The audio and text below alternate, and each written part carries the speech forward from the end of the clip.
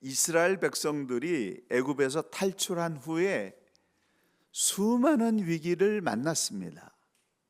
그래서 예수 믿고 구원받은 이후에 좋은 것만 있는 것이 아니라 세상 가운데서 끊임없는 많은 변수와 어려움을 만나게 됩니다.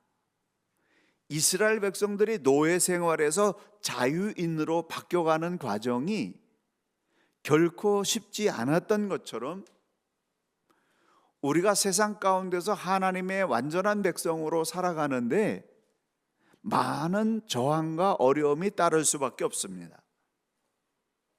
우리의 삶도 변할 수밖에 없고 그 변화의 과정에서 수많은 변수가 발생한다. 그래서 우리는 변수를 다스릴 수 있는 실력을 길러야 됩니다.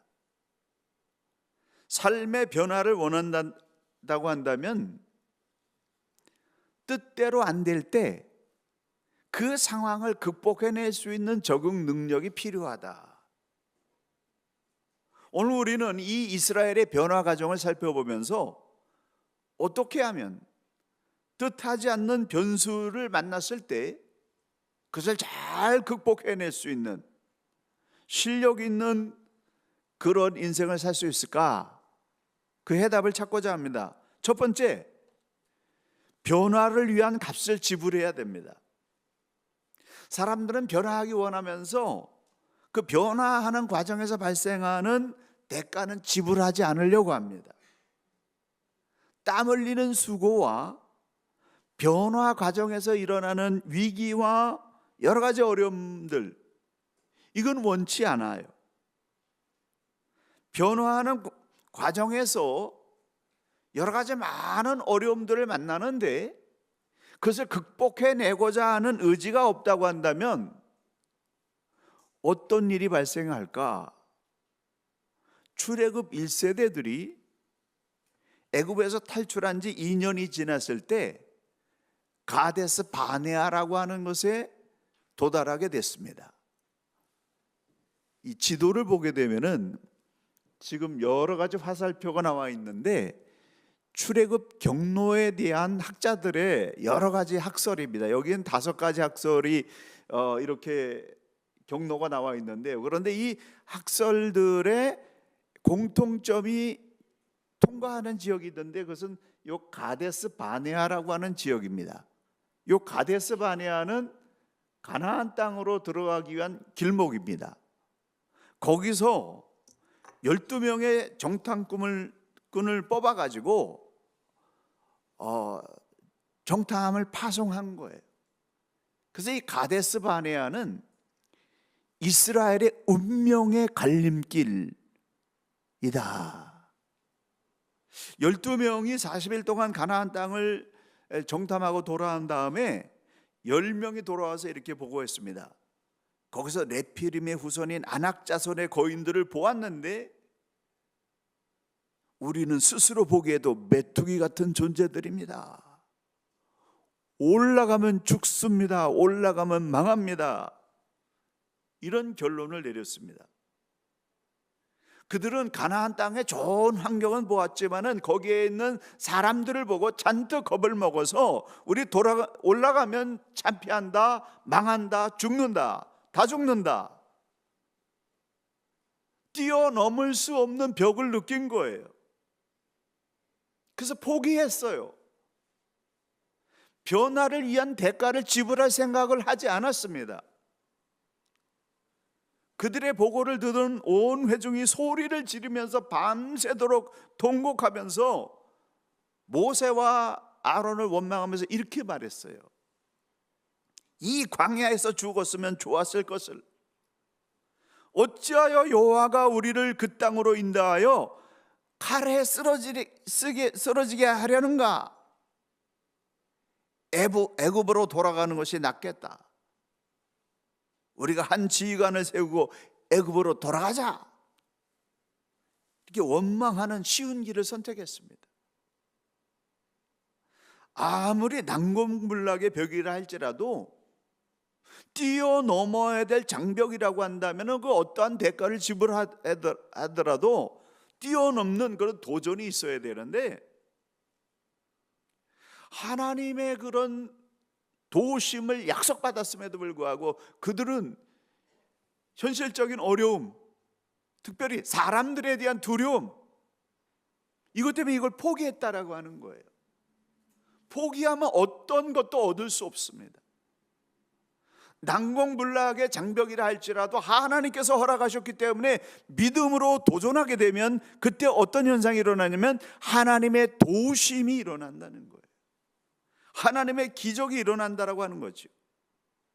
근데 포기하면 하나님의 도우심을 받을 수가 없습니다.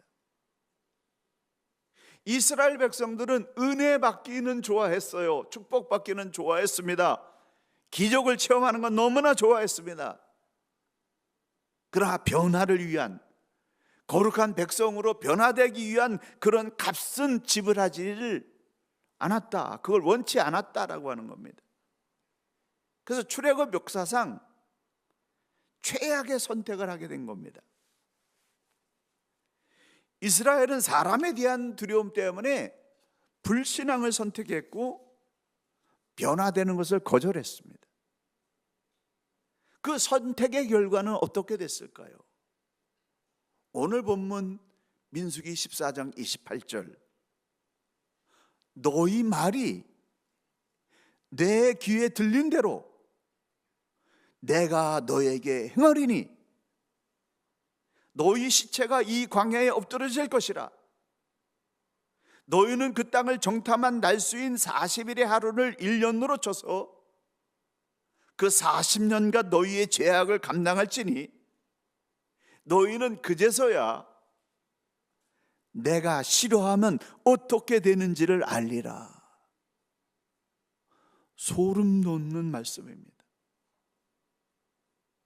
이스라엘 백성들이 뭐라고 말했습니까? 민수기 14장 2절에 우리가 이 광야에서 죽었으면 좋았을 것을, 그렇게 원망했는데, 그 불신앙을 쏟아냈는데 그 말이 하나님 귀에 그대로 들렸고 하나님은 그 귀에 들린 대로 그들은 광야에서 40년을 채우면서 소멸했다는 것입니다. 한번 따라 하실까요? 믿음대로 되고 말한 대로 된다. 왜요? 하나님 들으시기 때문에. 하나님을 믿고 비전 있는 말을 하게 되면 그 믿음 있는 말대로 좋은 열매가 나옵니다. 하지만 하나님을 불신앙하고 원망 불평을 쏟아내게 되면은 그 또한 그 말한 대로 악한 열매가 내게 오는 거예요. 초지일관 믿음을 선포했던 여호수아와 갈렙만이 살아남았다라고 하는 것이 그 증거입니다. 믿음 있는 말을 선포하면 믿음의 열매를 거두게 되고, 불신앙을 선포하게 되면 불신앙의 열매를 거둔다라고 하는 것이 이 이스라엘이 우리에게 보여주고 있는 것입니다. 그래서 우리는 불신앙을 위한 대가를 지불하는 것이 아니라 신앙을 위한 대가, 하나님의 거룩함을 이루기 위한, 거룩한 사람이 되기 위해서 치료해야 되는 그런 대가를 지불하는 희망을 심어야 된다. 죄악을 위해서 대가를 지불하는 것은 그게 무슨 희망이 되겠습니까? 그런데 하나님의 거룩함을 위해서 그 어떤 대가라도 계속해서 지불한다고 한다면 그것이 우리를 변화시킬 수 있는 희망의 씨앗이 될 수 있는 것입니다. 그리고 또 한 가지, 신앙은 타이밍이다. 하나님의 뜻을 실천할 때 타이밍 너무나 중요합니다. 너희가 말한 대로 광야로 돌아가게 되리라, 이런 판결을 내리니까 이 사람들이 갑자기 돌변했어요.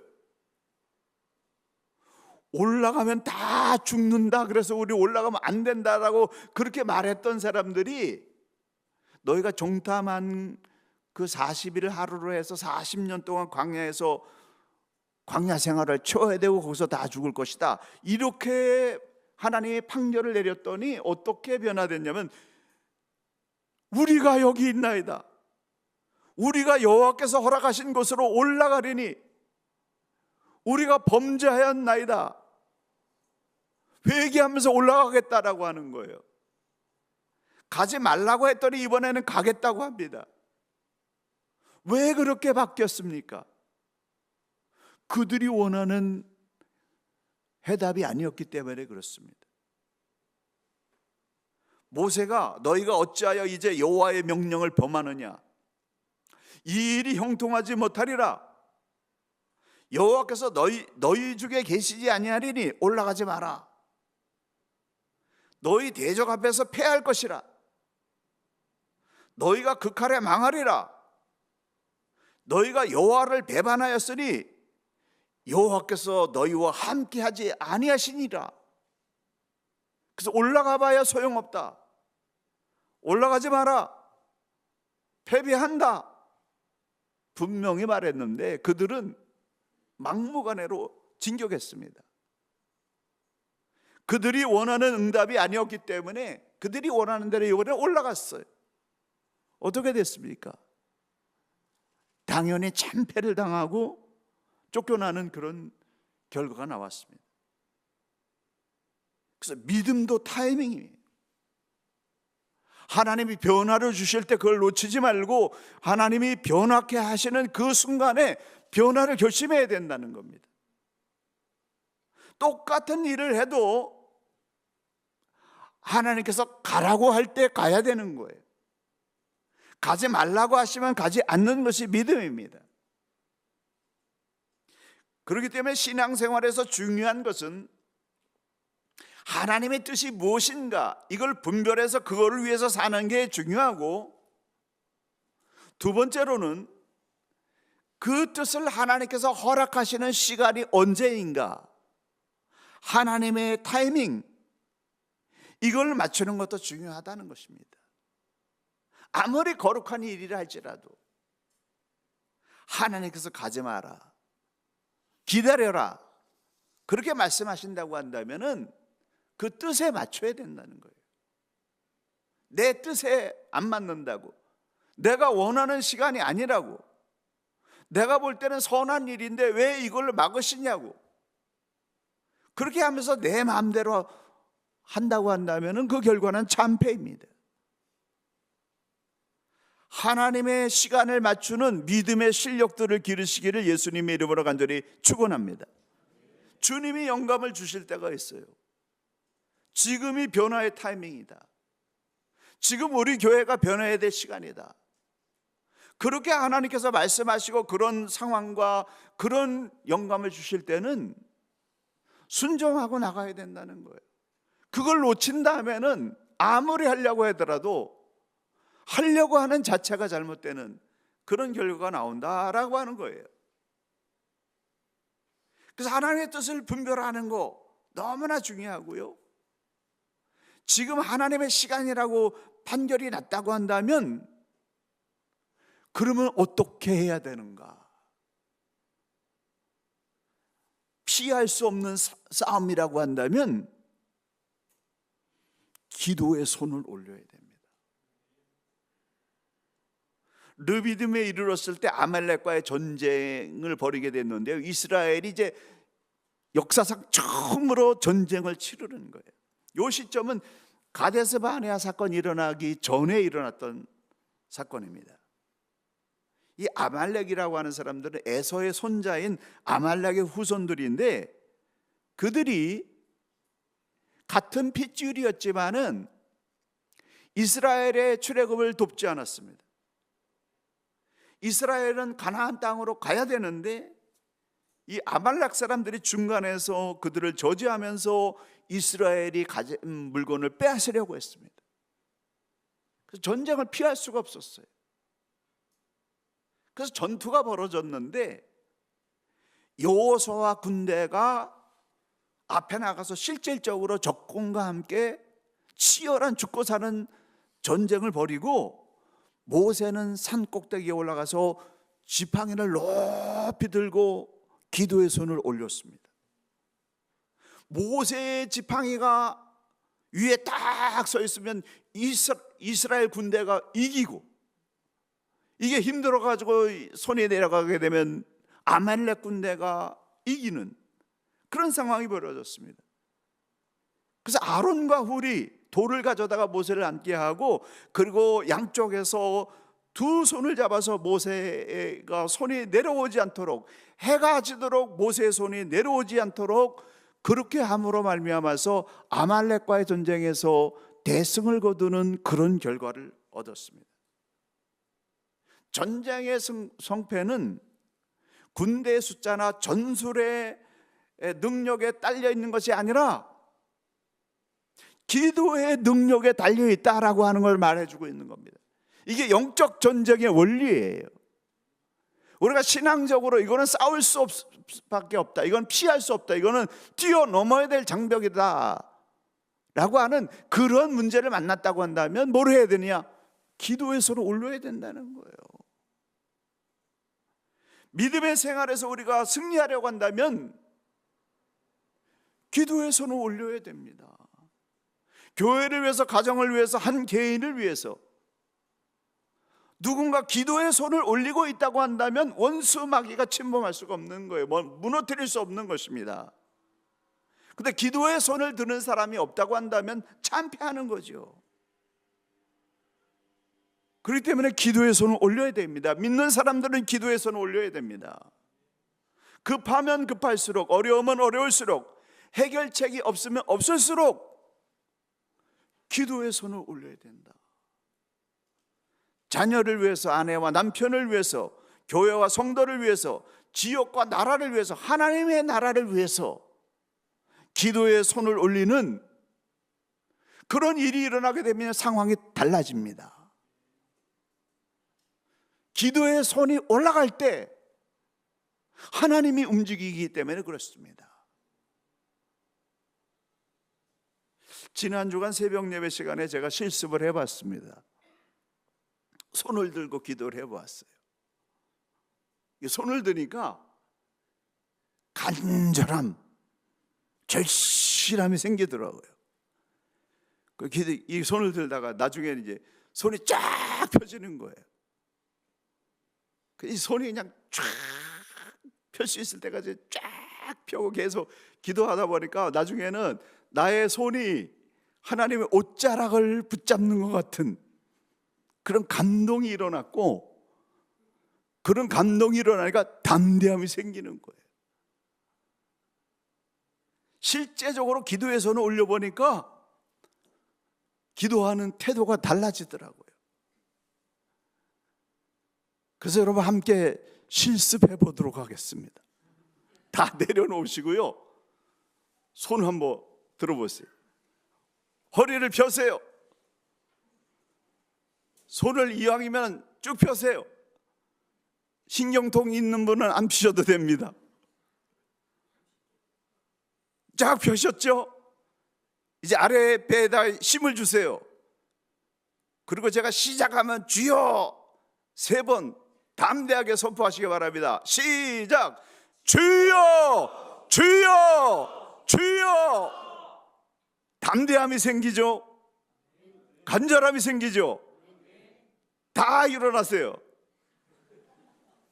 다 일어나서 이번에는 주여 우리 교회를 도와주시옵소서, 교회를 도와달라고 하는 심정을 담아서 제가 시작하면 3번 주여 외치겠습니다. 다 손을 드세요.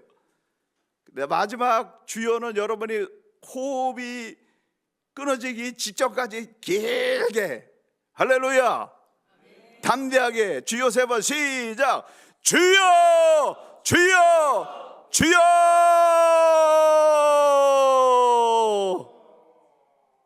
어떤 분인지 대단합니다. 감사합니다. 앉으세요. 여러분, 왜 모세와 아론과 훌이 기도의 손을 들었겠습니까? 거기에는 절실함, 간절함, 그리고 담대함이 있었기 때문에 하나님이 그걸 보시고 이스라엘을 이기게 하셨다는 거예요. 그래서 여러분이 기도의 손을 들게 될 때 여러분의 가정이, 여러분의 자녀가, 주님의 교회가, 오클랜드와 뉴질랜드가 살아나는 역사가 일어날 줄로 믿습니다. 마지막으로 내가 원하는 결과가 아닐지라도 하나님의 결정을 수용할 수 있어야 변화의 승리자가 될 수 있습니다. 민수기 20장에 이번에는 출애굽 2세대 만나 세대가 다시 가데스 바네아에 서게 됐습니다. 출애굽 2세대 그들은 40년 동안 하나님의 율법과 하나님의 기적과 하나님의 만나를 먹고 기적적으로 살아남은 세대이기 때문에 이들을 만나 세대라고 그렇게 말합니다. 이들이 역시 신광야 가데스에서 다시 서게 됐는데 좀 달라질 줄 알았더니 이들도 물이 없다고 원망하면서 그렇게 불신앙하는 행동을 한 거예요. 40년 동안 원망하고 불평하는 이 백성에게 시달렸던 모세는 심정적으로 지쳤습니다. 먹을 게 없다, 고기가 없다, 포도가 없다, 적군이 강하다, 물이 없다, 끊임없이 원망하는 그 백성들의 문제를 계속 해결하다가 모세도 지쳐가지고 순간적으로 감정이 상해서 분별력을 잃어버렸습니다. 하나님께서 반석을 명하여 물을 내라고 말씀하셨는데 이번에는 반석을 쳐서 물을 내는 그런 행동을 했습니다. 이 결정적인 잘못 때문에 모세는 가나안 땅에 들어가지 못한다라는 하나님의 판결을 받았습니다. 어떻게 보면 너무나 하시다, 너무하시다. 백성들은 밥 먹듯이 원망하고 불평하는데 실수 한 번 때문에 평생의 소원을 이룰 수 없다라고 하는 건 너무하지 않느냐 이렇게 생각할 수 있어요. 그런데요, 하나님께서 모세에게 요구하는 수준은 그만큼 높았다는 겁니다. 모든 사람들 앞에 서서 하나님을 대신해서 하나님의 영광을 드러내야 되는 그 위치에 있었던 모세에게는 그에 합당한 거룩한 수준의 순종을 요구하셨다는 거예요. 근데 뒤집어 보게 되면은 백성들도 자신들이 저지른 이 불신앙과 원망의 값을 지불하지 않은 것이 아니라 40년 동안 광야에서 처절하게 지불했어요. 그래서 전체를 냉정하게 놓고 보게 되면은 예외는 없다. 모세든 평범한 사람이든 그 어떤 사람이든 신앙으로 사는 것과 불신앙으로 사는 것에 대한 열매는 똑같이 나온다는 거예요. 나는 괜찮겠지, 내가 이만큼 했는데 봐주시겠지, 내가 대가를 지불하지 않아도 되겠지, 착각해서는 안 됩니다. 제가 경험해 보니까 하나님께서 용서를 해 주시지만은 내가 대놓고 하나님 앞에 잘못했던 수많은 일들, 혹은 내가 아무도 모르겠지, 내가 머리를 참 기가 막히게 써가지고 일을 잘 만들어서 이거 아무도 모르겠지, 하나님은 다 하시는 거예요.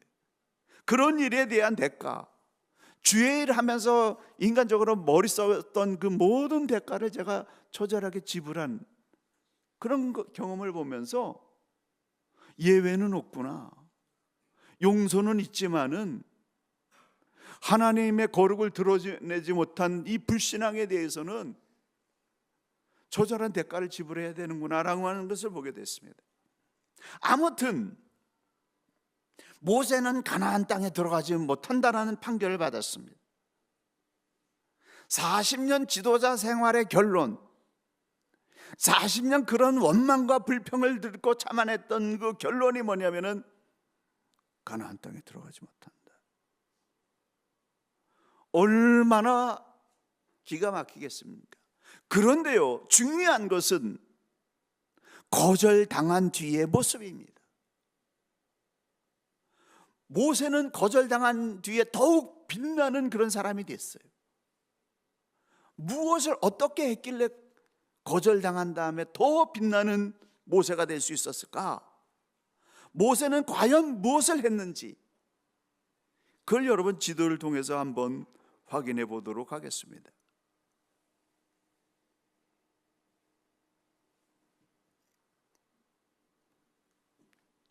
여기가 가데스예요. 여기서 거절당했습니다. 근데 모세는 그 다음에 계속해서 진격해가지고 모압을 지나서 아모리 왕 시온을 물리치고, 그리고 바산한 옥을 물리치면서, 여기가 이제 가나안 서편의 본토인데 여호수아와 그의 백성들이 이 가나안 정복 전쟁을 할 수 있도록 이쪽 동편 지역을 다 점령해 놓은 겁니다. 근데 그 땅의 범위를 보게 되면은 여기가 그 가나안 땅이거든요. 초록색은 점령되지 않은 겁니다. 이거 나중에 다윗 시대와 솔로몬 시대에 이루어지게 되는데, 여기에 갈릴리 호수가 있고 여기가 사해가 있습니다. 요 정중앙으로 요단강이 흐르고 있습니다. 모세가 점령한 지역은 이 지역입니다. 여기서 여리고를, 요단강을 건너서 여리고를 점령하고 아이로 점령하고 여호수아 군대들이 점령한 땅은 이 땅입니다. 그래서 이걸 보게 되면요, 본격적인 여호수아 정복 전쟁이 일어나기 전에 모세가 가나안 동편의 땅들을 점령해 놨는데, 그 땅이 그 크기가 거의 비슷하다라고 하는 걸 보게 됩니다. 내가 원하는 대로 안 됐다고, 혹은 거절당했다고 버림받는 거 아닙니다. 거절당했다고 망한 거 아닙니다. 오히려 거절당한 것을 받아들여서 차선책으로 하나님의 거룩한 일을 해내는 거, 그게 진짜 믿음 있는 모습이라는 거예요. 내가 안 되면 내 친구가, 아니면 다음 세대가 일할 수 있도록 발판을 마련해 주는 거, 그게 그 사람을 빛나게 하고 진정으로 성숙한 믿음의 사람이라고 하는 것입니다. 모세의 이런 위대함이 3,500년이 지난 지금까지 이스라엘에서 존경하는 가장 위대한 인물이 되었습니다. 거절당했을 때, 뜻대로 안 됐을 때, 그 뒤에 오히려 더 하나님께 영광 돌릴 수 있는 그런 선택과 행동을 한다고 한다면, 오늘 우리도 우리의 삶이 결코 헛되지 않고 모세처럼 위대하고 거룩한 삶을 살 수가 있다 라고 하는 것을 깨달을 수가 있습니다. 사랑하는 성도 여러분, 변화를 두려워하지 맙시다. 대가를 지불하는 걸 두려워하지 맙시다. 내가 주인공이 아니면 어떻습니까? 하나님 나라가 세워질 수 있다고 한다면 내가 아니라 내 후배, 다음 세대가 하나님의 뜻을 이룰 수 있도록 돕는 것, 이게 진정한 하나님의 사람들의 모습이다. 그러므로 모세처럼 여호수아가 이룰 수 있도록 발판을 마련해 줄 수 있는 우리 위대한 이민 1세대들이 되시기를 예수님의 이름으로 간절히 축원합니다. 축원합니다. 기도하시겠습니다.